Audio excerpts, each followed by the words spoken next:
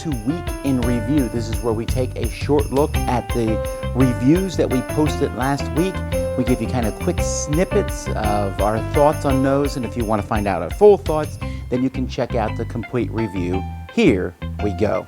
Hey everybody, Z Garcia here. Last week I reviewed 5 games. Let's take a look at them. I reviewed Dash, a whimsical race through Singapore.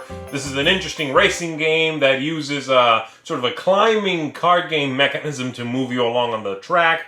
The game works pretty well, but it's definitely a not solid, super solid production. The quality of the game, I mean, is not that great. But the game's fun. Definitely a strange little esoteric game. If you like strange games, check this one out. I reviewed The Boss. Newly reprinted from Blue Orange Games. This is a solid game of sort of deduction and getting in your opponent's heads a little bit to know which boss mobsters you should be backing. I like it.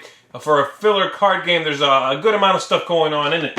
I also reviewed Zany Penguins, a tiny little card game. Definitely much more of a filler than the other one I just talked about, The Boss. But it's got a good amount of tactics in it. Silly theme.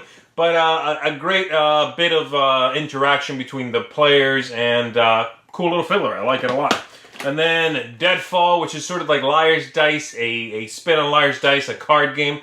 Really like this one. You need to provide your own poker chips, of course, but you are going to dig it if you enjoy that whole who's lying, am I ready to call out someone for pushing their luck a little too much. And then finally, a 2-player abstract game called Tatsu, which is a lot like backgammon. Really enjoy this one. This was a surprise for me. I wasn't sure I was going to be digging it, but came out of nowhere to surprise me. Very much recommended if you enjoy that style of game. Rolling dice, moving around, just being tactically minded with your moves, but they're based on dice rolling. So check that one out. Big thumbs up.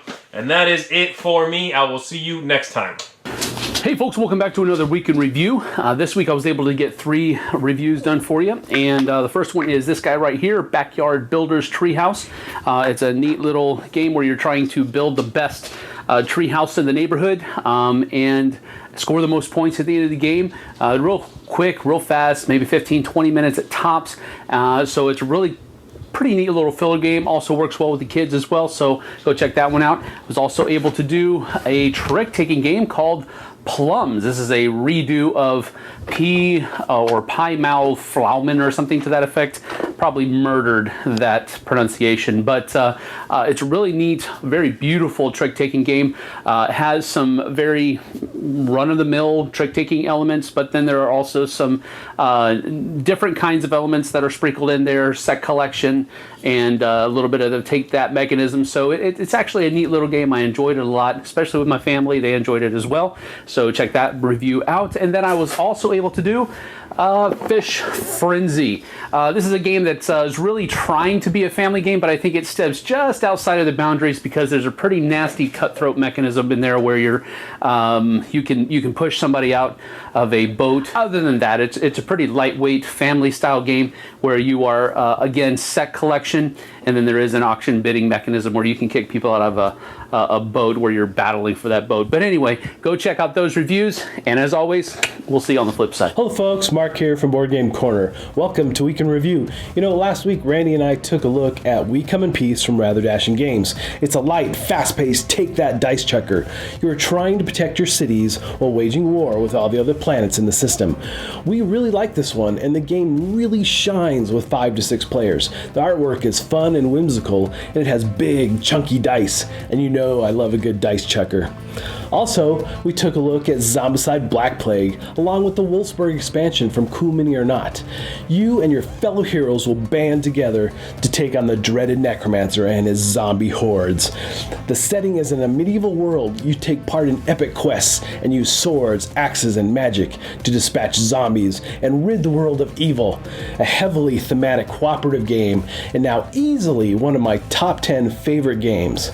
And surprisingly, it's a zombie game that even Randy likes. Also, make sure you take a look at the latest from Board Game Blender.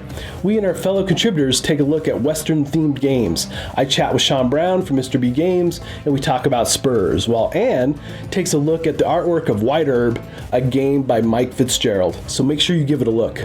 Well, folks, that wraps up last week for us, and so until next time, we'll see you at the table. week on To The Point, I reviewed Barony. I gave it a solid 8 out of 10. Strategic, abstract, war game. It's fantastic. Check out the review. See you next week. Well, I took a look at a lot of games last week. We have Avarium Academy, which has horrible components, a very creepy theme, and bad mechanisms. A perfect storm of badness in a box. Not recommended at all. Oh My Goods is a great game. Well, in theory. It has some really neat engine building stuff. Well, it doesn't come together though. That's the problem. This game has some neat things, but you can't pull off combos in it well enough, and it sounds much better than it plays out. It feels like there's a great game in there though. Well, too bad. Clown Standoff. You like clowns, you don't like clowns. Either way, this is a very short, small, micro-style game. First half of the game is trick-taking, and the second half is push your luck. The two halves don't really congeal that well, and it needs a little bit more work. So there's that. Splish Splash here from Haba. This is a game where you're throwing water balloons at rabbits, and the idea and concept is fun, but there's a lot of better dexterity games out in the market. It's okay. Before I Kill You, Mr. Spy. This is based on James Bond movies, and you are one of the villains who's monologuing to spies before you kill them. You know, just kill them already, right? Just shoot them. That is the way this game is. It's a light, fun, filler-style card game. Princess Mina. This is a memory game for kids, but it also allows them to make a necklace. So you are finding gems, and then when you find matching gems, you put them on a necklace. Obviously for younger kids, but there is that kind of, hey, look at the necklace I made aspect to it. Pickomino. This is a reprint of the game. It was the same as the original one, just a much bigger box now. The components are really nice with dominoes, and it's basically a Yahtzee-style push-your-luck game. Very entertaining, again, as a quote-unquote filler. Bring Your Own Book is a party game in which you bring a book with you. So you say, okay, here I got Pillars of the Earth, whatever the book is. You bring it, and then you do kind of an apples-to-apples style game where you find the answer as a phrase, a word, or a sentence from your book. Costa Rica. This is from Lookout Mayfair Games. This is kind of a push-your-luck style game. It has similarities to other games, but like where you're going out into the jungle and trying to find pictures of animals, and you only want to get as much as you can, but you don't want to go too far. The mosquitoes might get you. Pretty fun and fast, and so that's that. Dosh golf game, which I'm not sure if this game is one word or several words. I'm finding it in different spots. Looks pretty terrible, but was surprisingly good. Very entertaining the way the numbers work. You get your own set of golf clubs, and I really much liked it. You probably want to enjoy numbers more if you're going to get into this, but just trying to figure out the best path for your golf ball to go and making sure it gets there and the right club to use. I enjoyed that. Loop Incorporated. This is a game where you have a time machine and you're taking people on tours and you're going back in time, and then you're doing it again the next day where you meet yourself and now you're working together. Then the next game where you meet yourselves and you're working together. Very, very thinky game, a game where you have to do the same thing multiple days, and you don't want to do your actions in the first day will affect what you do in the second day. Interesting game. Loop Incorporated. World Monuments. Really had a lot of fun with this one, where you are as a group building a monument, whether it's a Taj Mahal or the U.S. Capitol or Notre Dame. You are building these things with wooden blocks, physically building them, and you get points based on how you build them. A little bit of trying to figure out what blocks you need, the different color blocks, and the heights of the blocks score different points. So pretty good. Check that one out. I also took a look at a couple of mini packs for Ascension. Cupid, which I think is an essential one I use in every game, and the Dreidel, which is, okay, it's a Dreidel. It works, it's funny, but I don't think it's necessary, but I have a lot of fun with it. Via Nebula. This is a new game from Space Cowboys and from Morton Wallace. It is a train game. It doesn't look like a train game, but that's basically what it is. You are connecting different routes. So you're cutting your way through fog and delivering resources to build buildings. The buildings give you points and or special abilities. It's a beautiful game. It's very easy to play. Check it out. Gloobz. I really love Gloobz. Gloobz is one of those speed games where you grab stuff, you flip a card over, and you're looking for the most of a color or shape, or the least of a color or shape, or if the Mega Gloobz is there, you grab him, or if it shows a magnifying glass, grab everything. The frenziness and craziness of this game really appealed to me and my kids. Also really cute components. Logic Labyrinth, another Haba game. This one I really liked because you give the kids a bunch of cards, they flip them over, and then they have to basically put them together, matching the roads up. And it's really a great, entertaining game for kids, but also teaches them kind of some spatial movement. Okay, how do I move this? How do I move it here? Like a puzzle-style thing.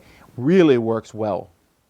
And then King of Tokyo 2nd Edition. Love King of Tokyo. I took a look at the new 2nd Edition. If you've never played King of Tokyo before, check that out. But I also compared it to the 1st Edition. So just a way for you to see, do you need to upgrade? And the short answer is you don't need to upgrade. If you have the first one, they're essentially the same game, just new artwork, some minor changes. Although the new artwork and new stuff really is very nice. We also did the top 10 games that these two jokers don't appreciate, where we look at games that we liked, and the other guys are like, hey, you need to like these more. And we put out our predictions for the Speil des Jahres, which will be announced on Monday. So lots of videos that came out last week. Check them out. Until next time, I'm Tom Bassel. You've been watching Week in Review on the Dice Tower.